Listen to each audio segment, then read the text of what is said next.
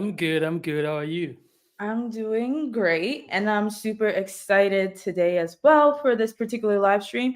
So if this is your first time tuning in, basically this is a weekly live stream that we do. We're both developer advocates from TBD, and we essentially talk to different experts within the SSI industry, within like the global payments industry, to learn more about what they're doing, Hmm. and to learn more about these different new concepts. So the reason I'm excited is because we have Jeff from Dentity, and he was the reason I reached out to him in the first place is because I was listening to this podcast he was on called The Future of Identity, and I really liked all of the stuff that he was saying. He was like, people need to talk less and build more, and I really agree with that. So I'm gonna go ahead and like just bring him up on the stage. Hey Hello, Jeff. Jeff. Hey, how are you guys doing? Good morning. Happy We're Friday. good. How are you? TGIF. I'm doing great. I'm doing great. Thanks. Yeah. Hello to everybody in the audience. Hello, Angie. Hello, Light Coda. To everybody on LinkedIn, Twitter. Thank you for joining us. Hello. But yeah, talk less, build more. But before you get back to building, today we're gonna get you to talk a little bit about yourself and also what you're building. And then Yeah. once you're done, you can go back to building more. Uh-huh. Yeah, I agree. And to start off the conversation, I was talking about this backstage. This is just, a little warm up for the audience and for us. What Valentine's Day is coming up. What are your thoughts on it? Do you think this is just like some capitalist creation? Do you think it's a valuable holiday? Uh-huh. I think it was a creation by my wife, my beautiful bride of 31 years, who by the way will be celebrating our 31st wedding anniversary on Valentine's Day. So I honestly I think Wow. that from my perspective I get to kind of kill two birds with one stone, anniversary and Valentine's Day. So for me it's an economically efficient holiday. So I'm fine with Valentine's Day this year. It works just fine. You're That saving is them. awesome. Yeah, it's Congratulations, great. by the Yeah, way. 31 years is a long time. What about you, Ace? What you think? I'm neither here nor there. It depends on the year, I guess. Hmm. Depends how much money you have to spend, Ace. Depends how expensive it's going to be for you. I guess so. That determines if Yeah, it's a good one or a bad one. yeah. How about you, Rizel? I'm always here for it. Okay, but that was our little warm And up. by the way, every day is Valentine's Day for Rizal. Yes, True that. Every day. True exactly. that. That's right. She And has my balloons in the Every day background. she celebrates love and happiness. That's good. yes, and I celebrate saving my money too. My okay, so that was a nice little warm up. I'd love for you to like introduce yourself, Jeff. For folks who don't know who you are. Okay, so my name is Jeff Schwartz. I'm the founder and CEO of Dentity. We're based in Santa Monica, California. I've been in the internet and doing kind of web products for about 25 years now. I started my career at Disney. Well, back up. I have a bachelor's, master's, and PhD doctorate from USC, University of Southern California. Started my career at Disney doing corporate business development. Got interested in the internet in the 90s. We took my first company was Autobytel, which was an automotive internet, which I was CEO of. We took that public in '99, and so I'm old enough to kind of remember when the internet was just getting started.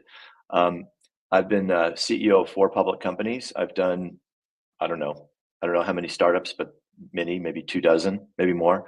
And so I've learned I have a lot of life lessons, both the good and the bad. And at 58, it gives me an opportunity to, when I start a new company, with this level of maturity, both successes and failures. Hopefully, I don't repeat the mistakes of the past. And so, one of the things I'll likely talk about is, the things that I've learned about along the way about really how to build products and how to build companies and how to do startups. And so, and I teach as well. I have an opportunity to go back and talk about this kind of stuff to business school students. That is amazing. I have so many That's fun. questions, but Yeah. I'm gonna try not to ask too many because I Uh-huh. think in my experience, it's a lot to find someone that's taken academia so far to a PhD level and at the same Yeah. time has built so many things because Yeah. it's usually like trying to balance Yeah. best of both worlds. And you did Yeah. mention you teach, but that makes a lot of sense because I think the first question for me is like, 'cause I like to go back because I wasn't there when the internet really started. So I like to see different people's perspective on how was the acceptance like what was the perception in that moment where I heard about the internet for the first time. Well, What I mean, did you this see? is the thing, Rizel. It was a very interesting time, right? This is in the late '90s. Okay, so I had this idea that that the internet was going to change the way people bought and sold cars, and particularly, the internet is amazing at balancing asymmetric information, right? When I have Mhm. information and you don't, and so one of the first things that we did at Adewale was we were the first to publish invoice pricing, the invoice price of a vehicle, right? You take for granted today when you go on the internet and you see all the prices of the cars. Back then, people didn't have access to that information. And do you know what the average gross profit on a car sale was back in the '90s? The average gross 20K? profit was 10 or 12%. 10 or 12%. You know what it is today? It's 1%, 2%, sometimes negative gross margin. So my point, Ace, is that the internet is phenomenal at balancing asymmetric information and giving consumers the type of information that they otherwise didn't have. Back to your real question. I used to travel around the country, in the '90s, and I would go to the Holiday Inn and little cities, and I would meet with car dealers. Okay, and I would do a presentation. I would say, "This is a mouse. This is a mouse. Okay, you plug it into your computer, and you plug your computer into the phone line." And dealers would say, like, "Oh, wait, I don't understand that," right? And you don't remember this noise, but there's this old noise that the modem used to make, the The 56K dial-up, yeah. modem. Yeah, the dial-up modem when it was connecting to AOL, and it was that really funny noise. And so I would give this presentation, and I would say, the internet's a big thing, and you have to be connected to the internet, and we can help you get these consumers. And after the presentation, invariably, some big car dealers would come up to me, and they'd sort of, in a patronizing sort of way, put their hand around me and they say, "Son, you don't understand. This thing called the internet is not going to be anything big. It's not going anywhere. What really matters, the most important thing, is how big your ad is in the Sunday newspaper. That's the most important thing. And when you realize that, then you're going to be successful." So, that's a little, obviously a little story, but Mhm. obviously the internet has entirely revolutionized our world. The point I make about gross margins, gross profits in the car business, the internet has saved consumers billions of dollars in car sales, in car prices. So the internet's incredibly powerful, particularly when it comes to asymmetric information. 100%. 100%. I used to wonder how people survive without Google, search engines, Yes, digital yeah, books. yeah, And that yeah. basically just sums up what you just shared. Ace, when I was at Disney, we used to carry these little pagers, these little beepers. I don't even know if you know what if you've seen them, but there was these Yeah. little beepers that they clipped onto your belt loop, and when Oh, somebody needed to reach you, they paged you, and you would look at it and you would say, "Oh, somebody's calling me," and then you'd have to go to a payphone. You would have to go to a payphone and return the phone call. That is So crazy. it's now come a long way. back or text message. Okay, so I love that like background that you worked at Disney and like your thoughts on the internet. I'm curious what like drew you to self-sovereign identity, decentralized identity, and then also I was on your LinkedIn and you put Web5 identity like Yes, that. I did that for you this I week. was I like, did that, oh, you Rizel. did? I did that for you. I did that for you as a present for you. Yes, Oh my as a god, I present love for you. it. Yes, yes. As a present for you, I did this week because I've really, honestly, I'm gonna. This is the moment when I pivot from Web3 to Web5. Today is when I go from Web3 to Web5, and specifically because of this.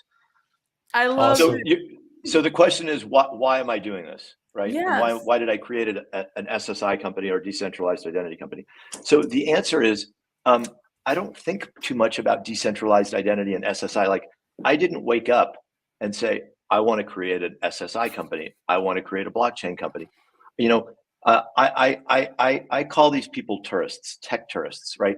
When in the '90s, everybody wanted to create an internet company.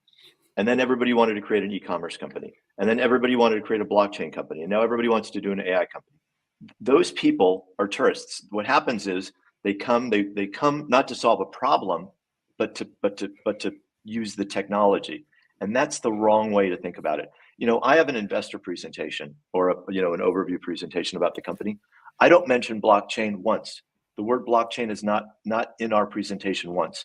And the reason why is because blockchain is incidental to solving the problem that consumers experience. And we're specifically, I'll tell you about what we do, but my point is that I didn't come to self-sovereign identity or decentralized identity. I wanted to solve a problem.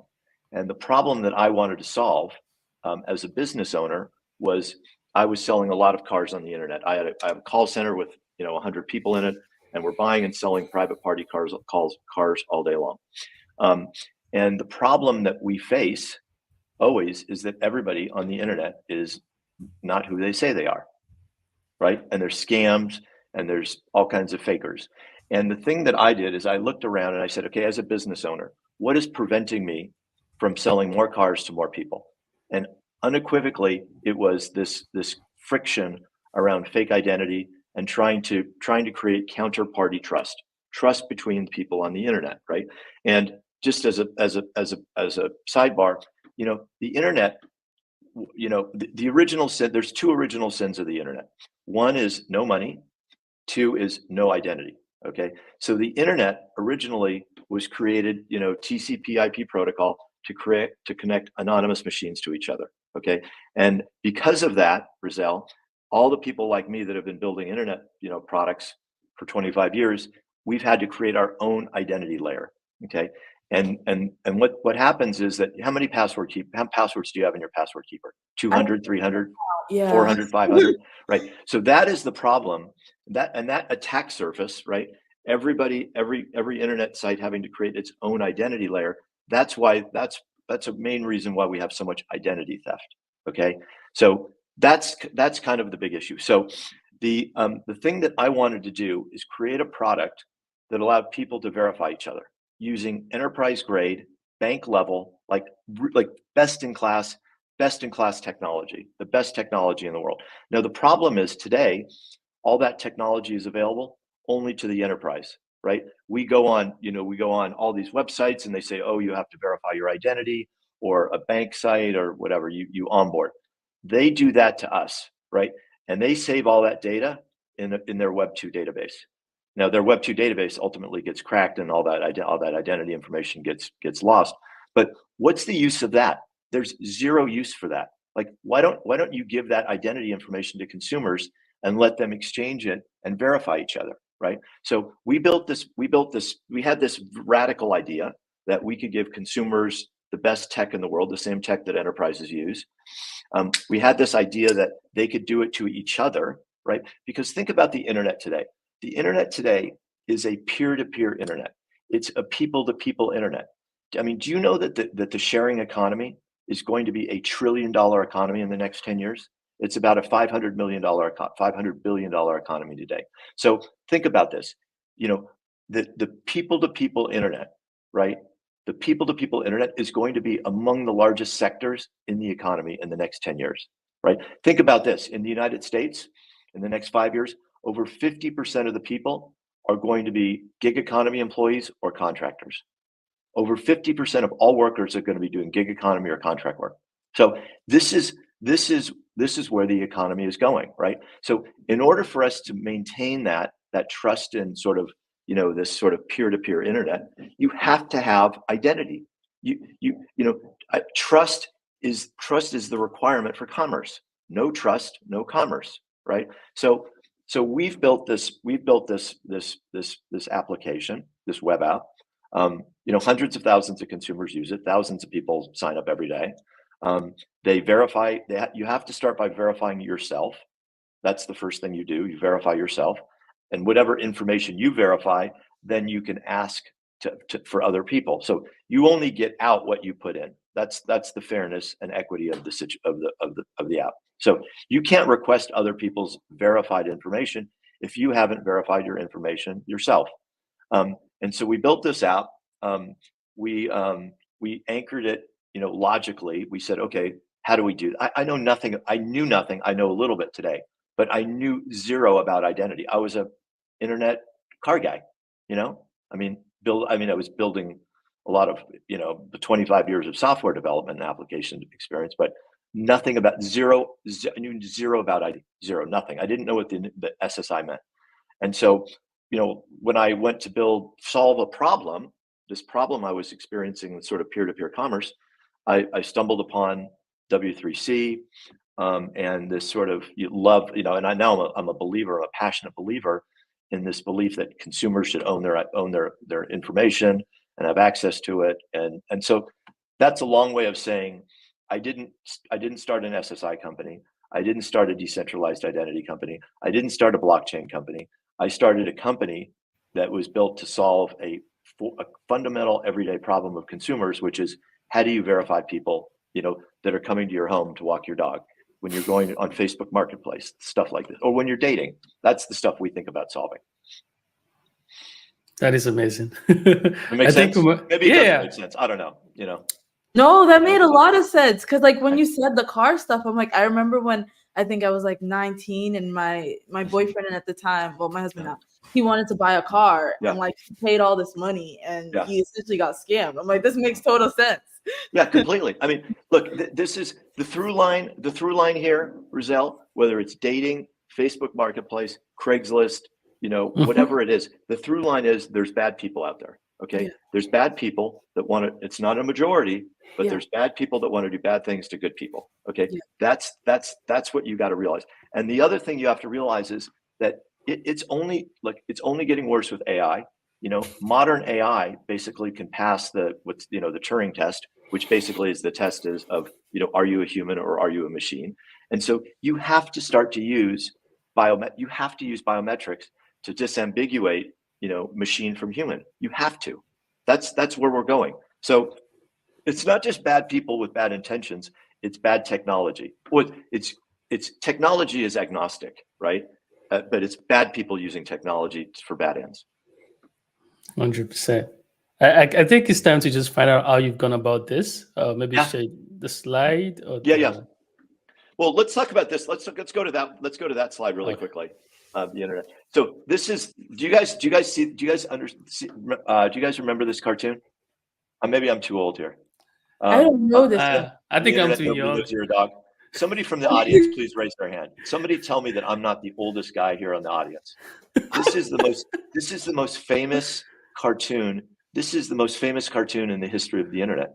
On the internet, nobody knows you're a dog. I'm too young. What's that? Yeah, you're too young. Oh, yeah, we got someone. Okay. We got someone. Somebody out there? Yeah, I've seen it before. Okay, good. Angie said nope. Yeah.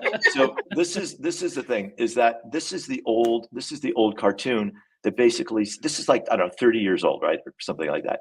And it's basically like, you know, you can be anybody you want to be on the internet, right? And this was a big revelation back then. Like, oh my God, you can be anybody you want to on the internet, right? Mm-hmm. So this is the point I was making about, you know, the native identity layer on the internet. So anyway, so I'll go. Okay, so let me show you a little bit. Let me tell you a bit about, you know, before we do a demo, let me tell you a bit about what the application does. Okay, so it's free to consumers. We have lots of enterprises that use it. We have a big enterprise business. We have companies like AARP, who I'm sure nobody in your audience knows, but it's the American Association of Retired People. It's the largest not-for-profit in the United States. It has 38 million members. Okay, there's more members of AARP than there are crypto owners in the United States. It's a huge group of people. So they've invested in Dentity because they're interested in fighting romance scams. So one of the biggest issues facing, you know, the elderly population is romance scams. People, you know, targeting the elderly to take their money. So we're working with them on a bunch of exciting solutions. So what the application does is we use what's called visual ID verification. Okay, and you guys have seen this before. But so what you do is you have to present a document, right? The front of a document, the back of a document, and then you have to do a live selfie. Okay, front, back, live selfie. It takes about 2 minutes. Okay, and once you've completed that, then we provision a verifiable credential. We create a digital wallet. We use we create cloud custodial wallets, and we use Azure. So we use the Azure Key Vault, and those wallets are created up in Azure. We create a decentralized identifier, a DID, for the wallet, and we typically don't anchor DIDs. We don't anchor holder DIDs on chain. We anchor issuer DIDs on chain, and so that's just part of our own unique strategy. We use DID method ION, and we anchor to Bitcoin. And so that's a little bit of the technical part of it. So I come in, I verify my identity, front of license, back of license, selfie. We create a wallet, we create a credential, an identity credential. And then once you have that credential, you basically, you can use that anywhere. And you can share it with people, right? That's sort of the whole thing. It's all based on peer-to-peer sharing. So I think the demo that we're going to show, Rizel, is here it is right here. Okay, so this basically is a demo. We start with kind of an enterprise, one of our enterprise pop-ups that sort of instigates. You put your phone number in. So let me just stop right here really quickly. So that basically let me just go right there. So every ID verification starts with a link that's sent to somebody's mobile phone. We always move people to the mobile phone because it's just it's just a better experience. So whether you're doing it peer to peer or an enterprise is doing it with you, we send the link. So this link will take you to the right here, which is the start of our ID verification process. Okay, so the very first thing that we're going to have you do is we're going to have you enter your mobile phone number again, your first number, your first name, and your last name. Okay, and then we're going to ask you for your address, and we're going to ask you for your birth date. Now, the reason we're doing all this, I'm just going to stop it for a moment, is because we're using this data, right? And we're making sure that the data that you present on your license or your passport, by the way, we can do 16,000 different documents today in 200 countries. So if there's anybody out there that ever wants to use us, in a different country, it's not a problem. We do just about every country, and we do just about every document in every country. That's crazy. Yeah, someone was just asking. Yeah. Sorry. Someone was just asking, how do you verify that the proof document is valid? So if you have like a backlog of that size, I think that kind of answers that question. Yeah. So we've mapped all those documents, Ace, and what we do is, you'll see here in a second, is that we take a front and back of the license, and it takes 20 seconds. While we're doing that, we're going through a bunch of different fraud scenarios, font injections, Photoshop artifacts. We're analyzing the document, all the elements of every document to make sure that those are consistent with an authentic document. Some documents like the passport have what's called an MRZ, a machine readable zone. So we're able to extract data from there as well. So we go through this process here. Just looking here. Okay, so right there, you can see those 5 documents: driver's ID, passport, residency card, and an ID card. Okay, so basically these are the documents that we use in the United States. But like if you're in South Korea, they might be 5 different documents or 3 documents. So depending on what country you're in, we'll pull different documents. And so in this case, somebody's going to use a license. So we'll scan front, we'll scan back, and then the machine is going to think for 20 seconds. And what it's doing now, it's doing 2 things. First, it's going through the analysis of the actual document, and it's going through an analysis of the network and a bunch of other.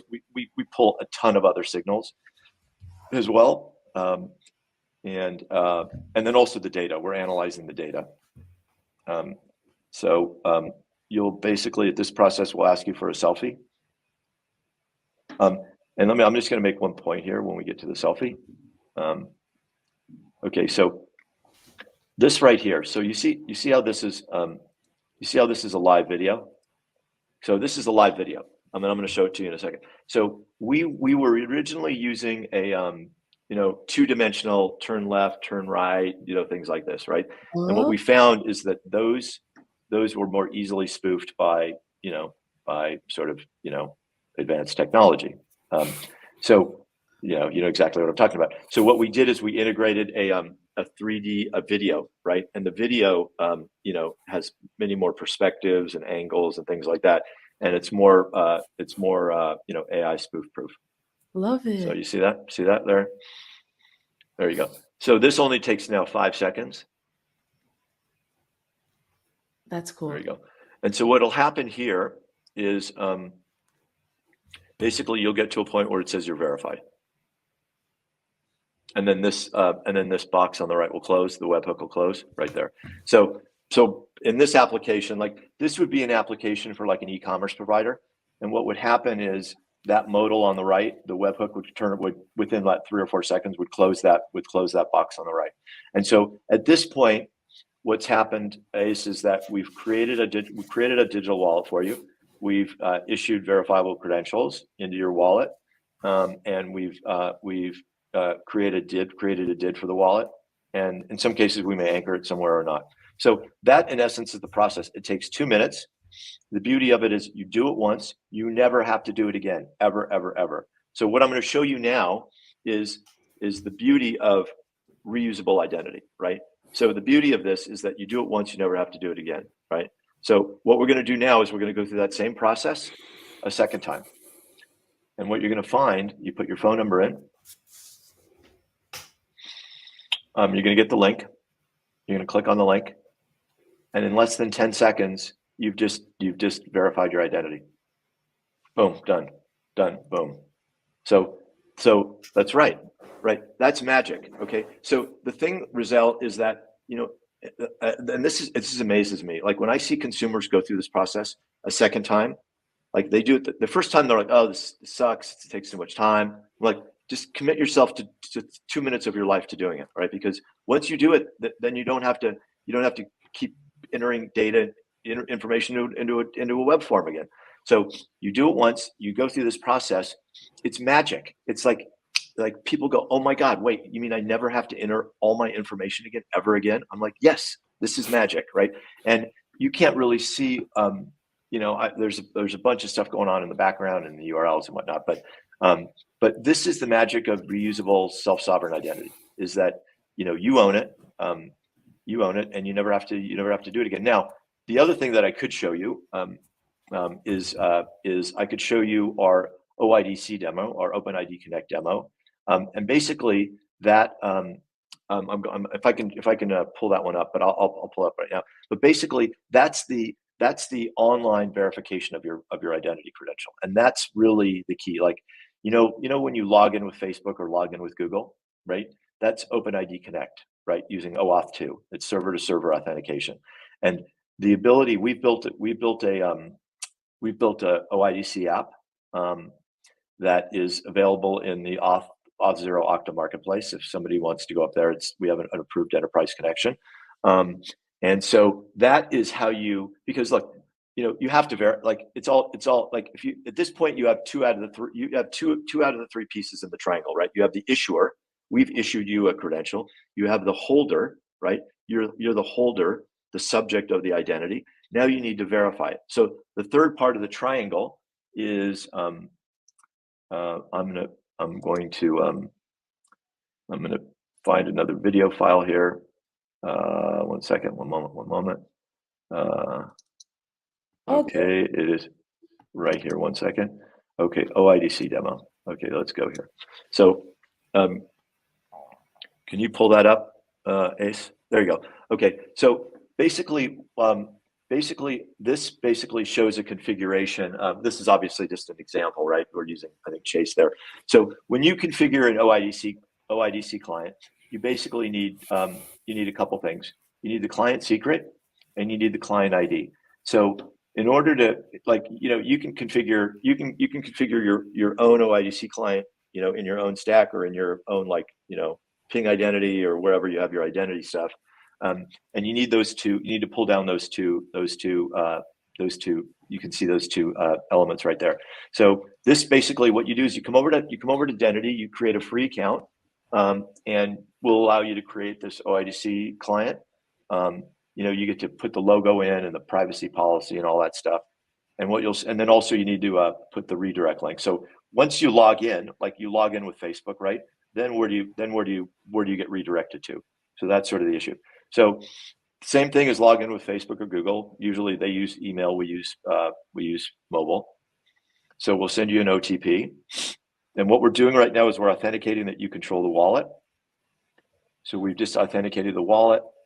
And then right there, hold on a second. So right there, what you see is that this client was configured to verify that credential, that verified identity credential.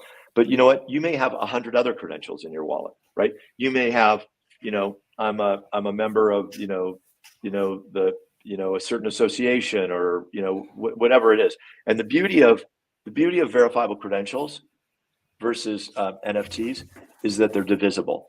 And so the thing with an NFT is that it's you have to take the entire NFT. So the beauty of this verifiable credentials data model is that you can slice it apart. So let's say that you have 100 credentials in your wallet, and you want to make a claim about things that are across 5 different credentials, right? That you're a male, that you're over 21, that you're a member of an organization, that you're maybe a member of of a military or something like those. That data likely exists in different credentials in your wallet. And so using this data model, you can present, it's called a presentation, right? A verifiable presentation. So you can present a claim from credentials in different parts of your wallet. And then this is the relying party. This is the verifier. So this is the other beautiful thing about self-sovereign identity, SSI, right? Right here. So let's stop there. So when you log in with Facebook, okay, that relying party, call it Airbnb. Like you log into Airbnb with your Facebook account. Like, you don't get to decide. You don't get to decide what information Airbnb is getting from your Facebook account, right? They get to decide, and that's wrong, right? So the beauty of this new sort of I own my data, I control it, is that you get to decide what data you share with whom. It's your decision, right? It's your decision, and so this is a great visual for, hey, I want them to know my first name, I want them to know my age, but I don't want them to know my birthday. Like, you don't need to know my birthday. And by the way, we can even present a claim where we can you can make a claim.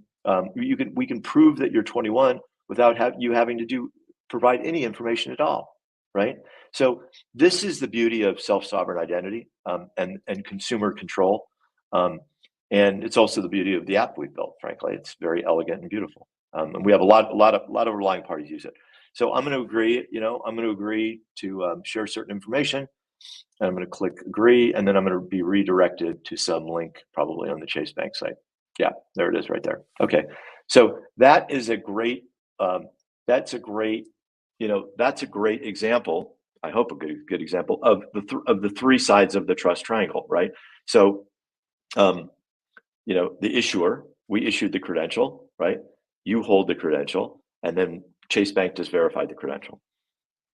Sorry to talk so much. It's a lot of talking. I apologize. No, it was amazing. Yeah. And we have a ton of questions. I'm going to start with the most recent one because I think it also applies to the example you just showed. And it's basically asking, one second. As you showed the financial use case, have you taken any financial services into production with VCs and OpenID for VC model? Or are organizations open to switching their KYC process to this new stack? Yeah, we have we've got probably 100, maybe 120 enterprise accounts now. We have $1 billion auto lender that is in full production, and they've got about 250 banks, I think, on their platform. And then we have a it's going to be, wait for it, because I can't announce it, but we have a major I would say major fintech, like a fintech that you know of in your daily conversations, that is very close to adoption. So we're pretty close on it. Nice. The next question we have is, how do you verify the proof document? We already went past this, I think. And then the next question on top of it was, are Brazilian docs supported? And there's Absolutely, a yeah. follow. Awesome. There's a follow up to this, which basically asks, how does this ensure that your verification service is compliant with government regulations, standards, and if possible, in the specific case of Brazil? Yep. Let me go into I don't know if we have this in this document. Hold on a second. I just want to see here. Okay. Yeah. So look, we have a number of patents in digital identity. One of the things that I realized, and I don't want to bore your users with all this stuff, but like one of the things I realized in being in this industry is that everybody uses a different standard. Like everybody's talking about this in a different way, right? And the thing that you have to understand is that if you want to create enterprise, like reuse of identity credentials, like I can reuse it, at a bunch of different enterprise businesses, you have to have a standard, right? Like, let me ask you a question. If you're going to trade, buy and sell diamonds or pork or timber or anything in a market, there's a standard, right? If there isn't a standard, there's no liquidity. There's no counterparties to trade with you, right? Because you're selling me something and I'm like, well, I don't know the standard, right? And so in order for there to be liquidity in any marketplace, you have to have a standard. So what we've done is we've created a number of patents in this area. We've created a standard of 5 different identity levels. And one of the identity levels integrates AML, KYC, OFAC. We're compliant with the FATF travel rule, the international crypto travel rule, $1,000. We're compliant with, the Department of Commerce digital identity guidelines. We have other standards that specifically relate to strength of evidence. NIST 863 is a U.S. Requirement for certain strengths of evidence. We have a standard for that. So if you're a U.S. regulated, broker dealer and you need a certain strength of evidence, so we've taken all of those into consideration, and we don't look at the Brazilian guidelines. Honestly, we're a U.S. based company, but we do look at the FATF, the Financial Advisory Task Force, which is the international version, I would say, of the Patriot Act. The Patriot Act is the anti-terrorism, anti-money laundering act in the U.S. We're compliant with that, and we're compliant with as we understand it, compliant with the FATF, which would be the international version of that. So a long way of saying we have standards. You can come into our system and you can say, I need an identity level 4. Like if you're a fintech, you need an identity level 4 because it's compliant with AML. We do all the notaries in the U.S., the National Notary Association, all the notaries, for the home loans and stuff like that. They don't need international terrorist watch list compliance, right? They come in at an identity level 3. We have others that just want to prove liveness. They come in at an identity level 2. So we have all these different levels figured out. Make sense? Yeah, it makes sense to me. There was a last question from Vox Rocks. I don't know if it's really that similar, but like one other question was just like, if I onboard a service that uses Dentity to verify my biometrics, can I use that verification for the service that uses ID.me? The answer is today no. ID.me is its own service, and they use something very similar to what we use. But this is the problem. This is the problem with the industry where we are right now, right? And I'm, you heard me talk about, make a big plea for collaboration and cooperation, right? This is the problem: is that unless we're collaborating with everybody, the consumer loses, right? And if we don't collaborate, we're never going to make progress. Like it's going to be the big institutions, the big platforms that end up crushing us. So this is a great example, right? Like ID.me has an ID verification system. They keep their verifications up in some database. The data is not fully decentralized in a digital wallet like ours is. I think it might be at some point. I think the consumer has to go there and create their wallet, do all this other stuff. But we should be able. You should be able to use credentials across Dentity, ID.me, any service on the internet. Otherwise, it's a loser for consumers, right? So this is why I'm such an advocate for cooperation. We all have to cooperate, right? And this is, let me tell you, just to get a little semi-technical, one of the problems now is that there's 50 DID standards and there's 50 different credential formats, right? We use JSON LD. We anchor DID ion, DID key. We do some other DID methods. But the problem now that I see, and I'm not a developer, right? I'm not a developer at all. But the problem that I'm seeing in these conversations is, well, what kind of creds do you? Well, we issue anon creds, or we issue JSON LD creds. We issue all these. So now there's all this sort of like, what credential format to use now, and what DID method to use. So we're just basically recreating the confusion and complexity. In my view, again, I'm not a developer, but I see it as a business person. We're starting to recreate a lot of the confusion and complexity that we were trying to solve, right? So this is one of the problems as a business person that I'm trying to deal with. Yeah, and I feel like that answered the next question a little bit around like what were the primary factors that led you to support DID ion, and do you support additional? You just said you do DID key as well. Yeah. But look, this is the answer. The answer is it's so early today that at some level it doesn't really matter, right? So I'm just going to be really candid with you, right? Like there's a bunch of people that are well-intentioned developers, whomever. They're sitting in an echo chamber, right? They're talking to themselves, right? You know what really matters? The technology. This is not a technology problem, Rizel. This is an adoption problem. This is not a technology problem. It's an adoption problem. And so, we can argue about DID ion, DID key, DID web. It doesn't matter. So what I would say is, you bring me a use case where there's really like a great use case with like issuer holder verifier. There's a developed ecosystem of use and reuse of credentials.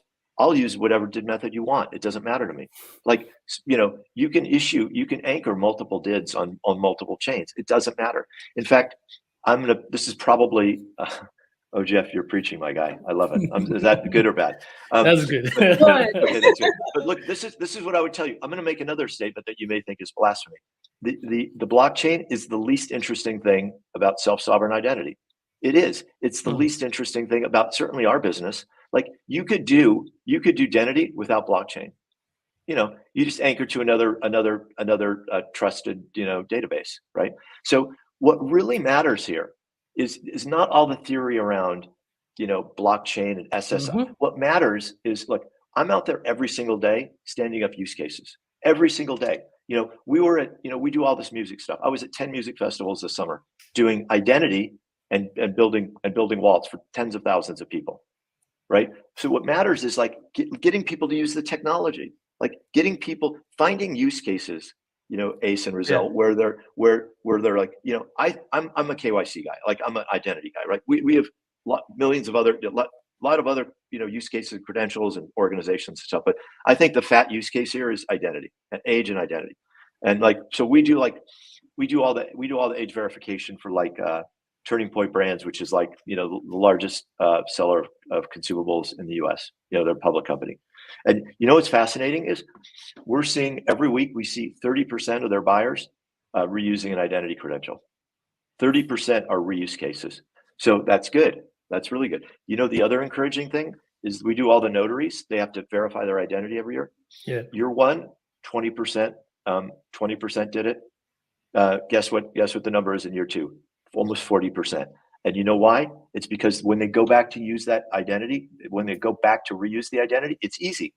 So this is the encouraging stuff for me, is when I see, like, now it's taking some time, but when I see them, like, you see signs of adoption where people are like, oh, I get it. I'm gonna do this because it's so easy. It's easier than entering all your data and having to get your license out. So what really matters here is adoption, right? Now, I'm just going to give you one high level as an entrepreneur. Okay, this is a race. Okay, I'll tell you what the race is. The race is between startups getting to distribution, right? Or incumbents, the old companies, getting to innovation. So this is the race. The race is, do we get to distribution faster than the old incumbent guys get to innovation? That's what this is about, right? We have to get to distribution. We have to find distribution. We're not worried about innovation. Like, we're innovating, right? We're innovating. It's the big companies that are slow to innovate. We're innovating. We have to find distribution, and that's what the focus has to be. Yeah, I love that. I love that even you were talking about, it doesn't really matter about the did method, because the person using it, they don't know. They're not like, oh crap, this is using did. Look, Rizel, let me tell you one thing, okay? People don't wake up in the morning and say, I want to be decentralized, right? They don't say, oh, I got to be decentralized today. Like, it's absurd. It's absurd. They don't care about blockchain. They don't care about SSI. They don't care about did method. They don't care about decent. They don't care about trustless. They don't care about any of that. So it's all bullshit to them. Yeah. What they want to do is they want to solve real world, everyday problems. They're going on a date. They're buying something from Craigslist. They're inviting a dog walker to their home, whatever it is. Like, those are the things that they want. They want to solve real problems, and they don't care about the technology. They don't. They just don't. No, look, you're in a group where everybody cares about technology. Fine. Peace. That's great. Everybody on this group cares about technology.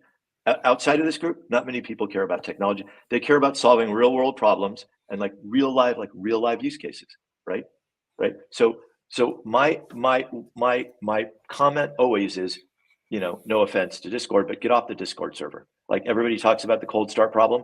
That's the reason there's a cold start problem, is because people are in these echo chambers, and they're not out, in North Carolina, trying to verify identities. And that's what we do every day. And that's why we have 400,000 credentials on the platform.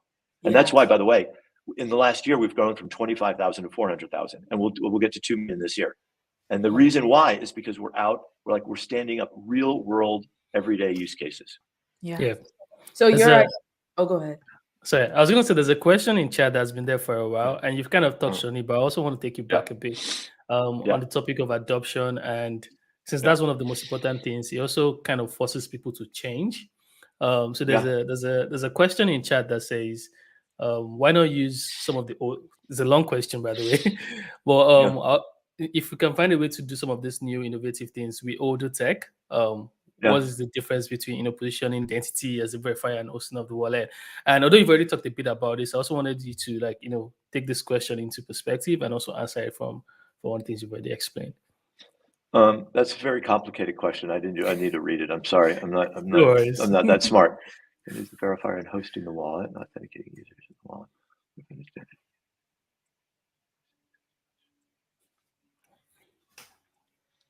Okay, so in other words, what are we getting out of DIDs and VCs? So the benefit is to consumers, right? Because the digital wallet is better than storing in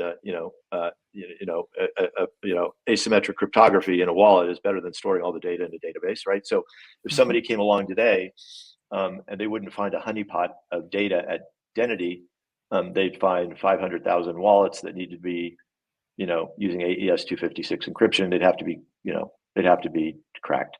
So the benefit is that the credential is the data is a preferable data form than entering data into a web form, right? Because the thing is that all that data that we enter just goes into a database. Anything that sits in a big database is going to get lost. I mean, it's going to get lost and stolen.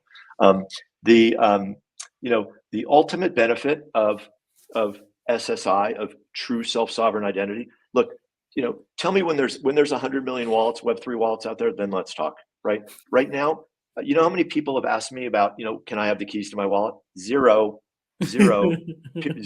right? Like these people, this is big, the thing is, look, we're not solving Web3 use cases. We're not trying to, gate a Discord server with a guild credential. Like, that's not who we are. You know what I mean? Like, we're not, those are like small niche, AARP's 38 million members. Like, we're solving problems for like real world problems, and that's the thing, is that, we get in this echo chamber of the stuff that's so important to us, on Discord and all these sort of wallets and crypto and all that stuff. Like, those are going to be really big use cases. But today, the real use cases, the big use cases, are what I'll call the Web 2, the real world use cases. So I think at some point, all the magic of self-sovereign identity is going to present itself. And we're basically laying the infrastructure today. So the question is, what benefit do you get? Probably not a lot right now. There's probably not a lot of benefit, but we're except for the privacy, and benefits, and the security benefits. But I think all these benefits will present themselves. Look, this is what we need. We need verifiers. We need relying parties.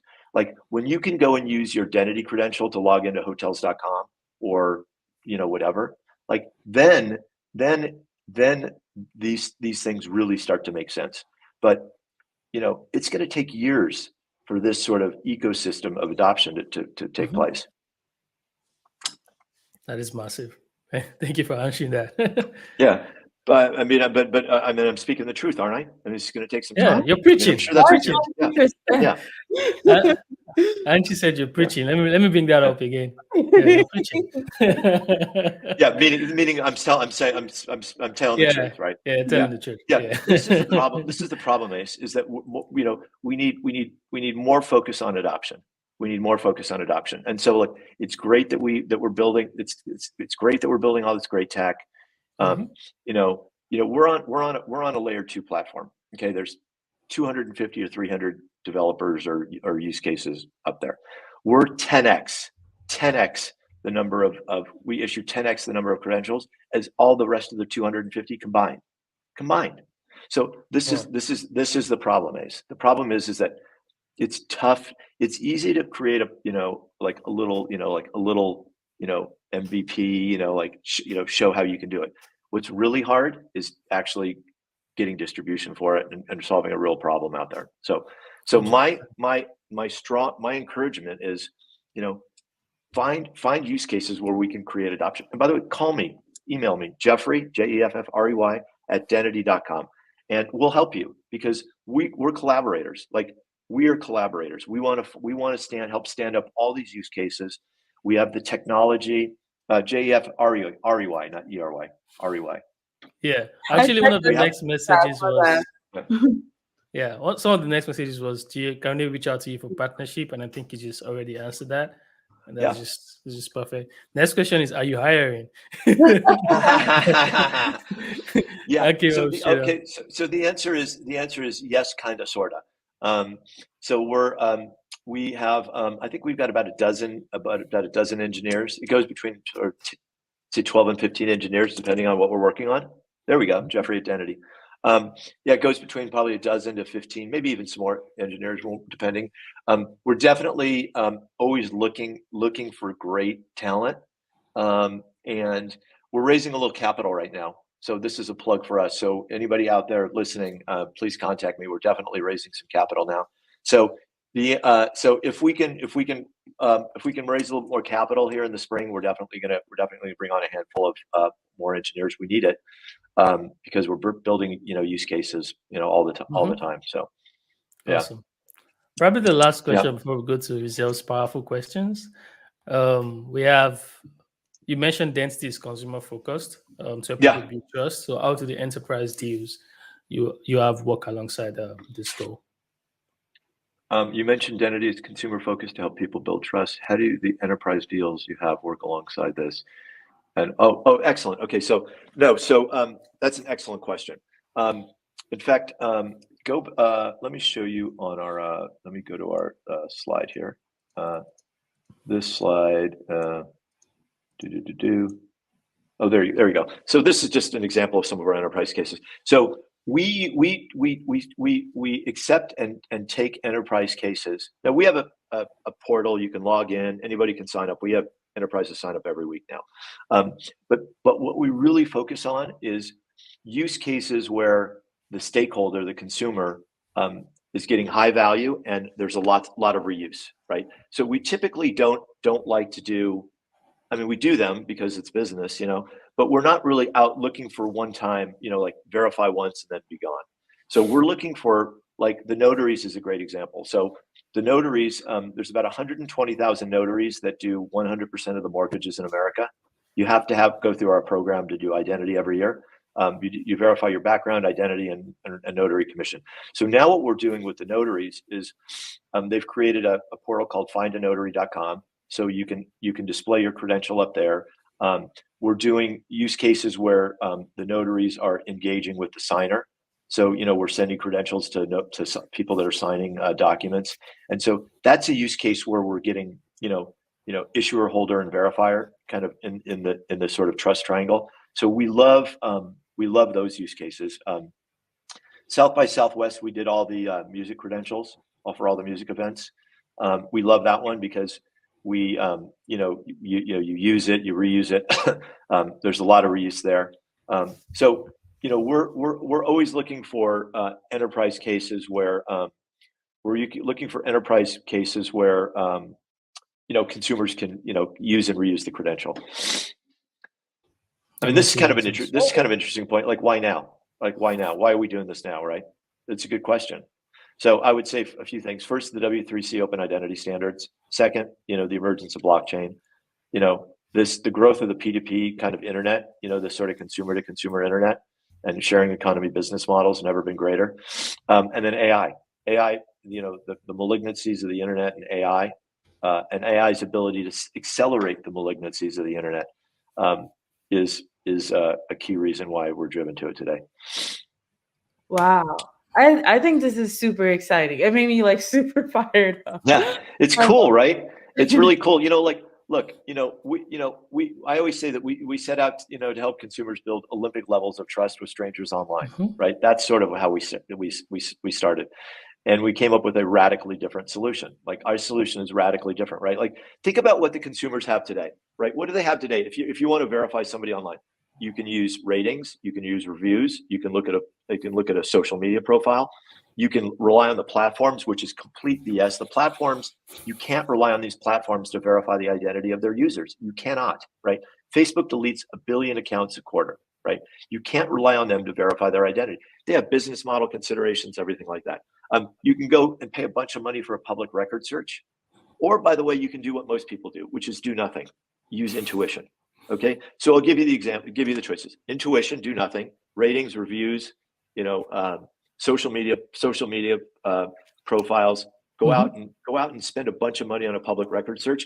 They're all bad. They're all bad use case. They're all bad, choices. So what we've done is we've done this. We've given the consumer enterprise grade tech, and we've given them a way to sort of share it in a social way and using biometrics and stuff. So that's our solution. We think it's different.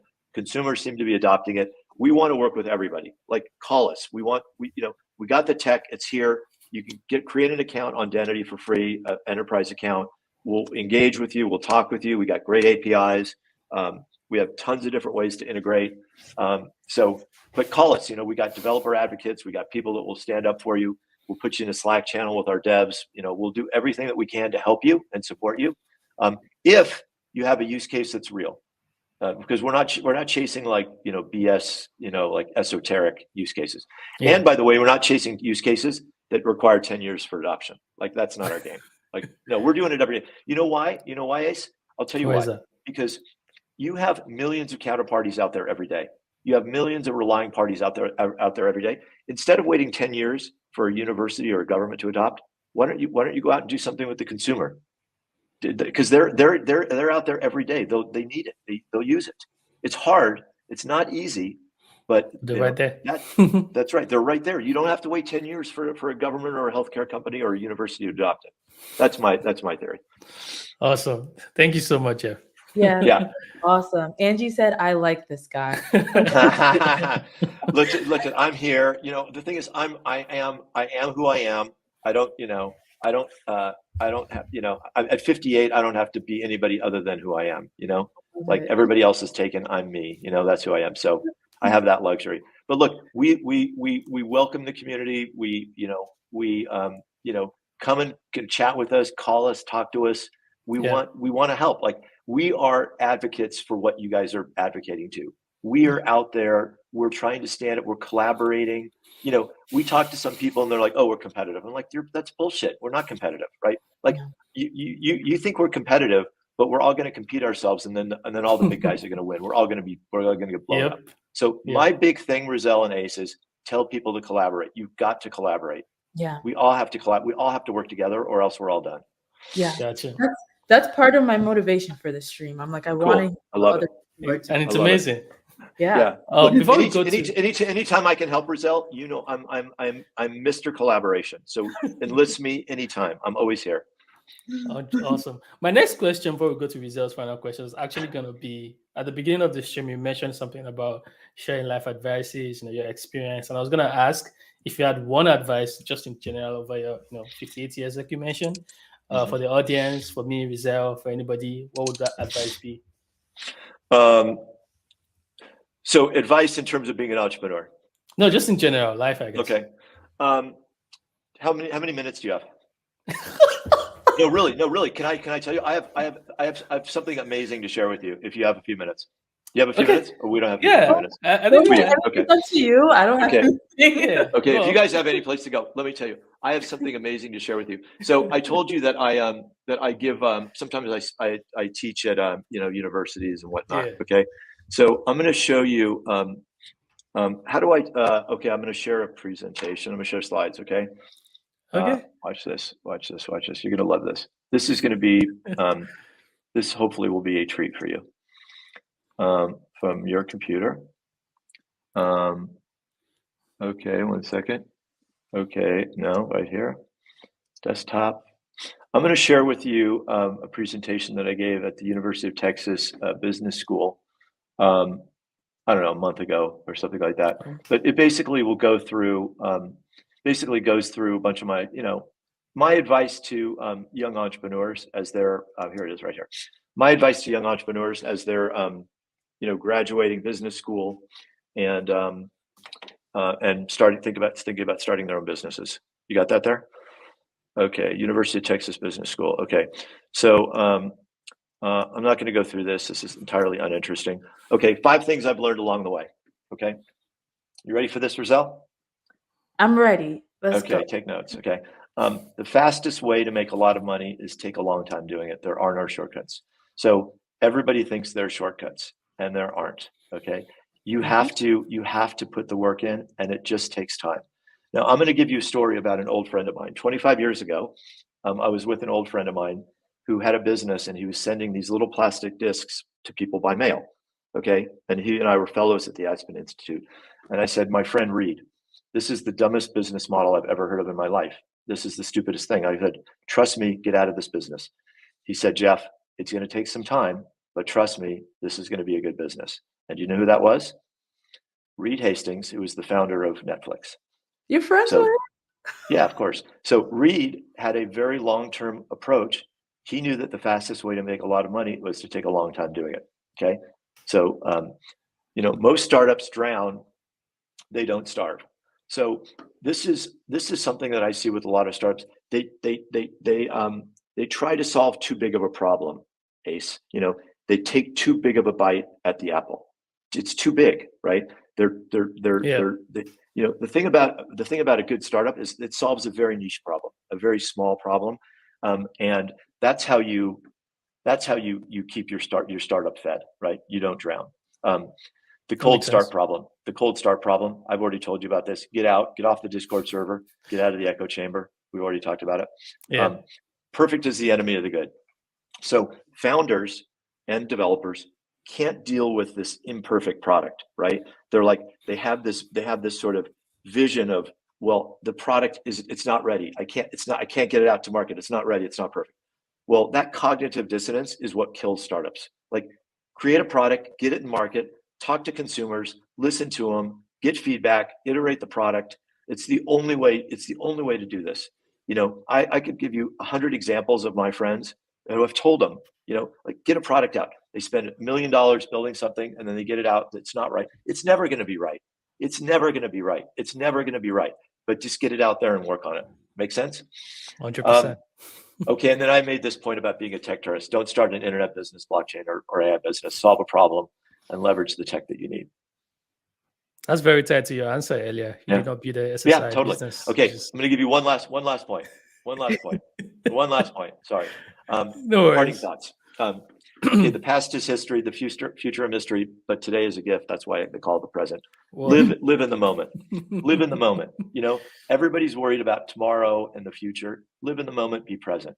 And to that point, money matters, but quality is king. absolutely king. Anything of value that in life that anything in life that's of value multiplies when it's given. So generosity, humanity, sincerity, understanding, compassion. Those are the things. Those are the qualities in life that matter. It doesn't matter. Money matters, right? But look, give the things to people in life that matter, and then they multiply. Understanding, compassion, patience. Those are the things that I tell people. Those are the things that I try to cultivate in my life every day. Does that make sense? And then finally, read Jonathan Livingston Seagull. This is the advice I give every business school student. It's a very easy, short read. Have you guys read Jonathan Livingston Seagull? I've never read it. Pick it up today. It's a short read. You'll read it in a day. But it's a life-changing book, and it's about pursuing your own path and being your own person. Wow. So those are my life lessons. I bet you didn't expect that today. No, I didn't. You've gotten my spirituality. You've gotten my spirituality. Now you understand me as a human being. Thank you for sharing. It was amazing. Yeah. Thank you so much. Sure. I'm happy we had the time. I love it. We got SSI. We got life advice as well. I think this is a great stream. All right.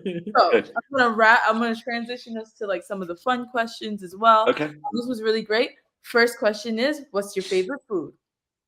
Pickles. I would say I always eat pickles. I love pickles. Yeah. I love Mexican food. But like every day, I eat pickles every day. I love it. Okay. And then my other question to you is, if you could have a superpower, any superpower, what would it be? Oh God. Oh, that's so hard. I'm actually curious.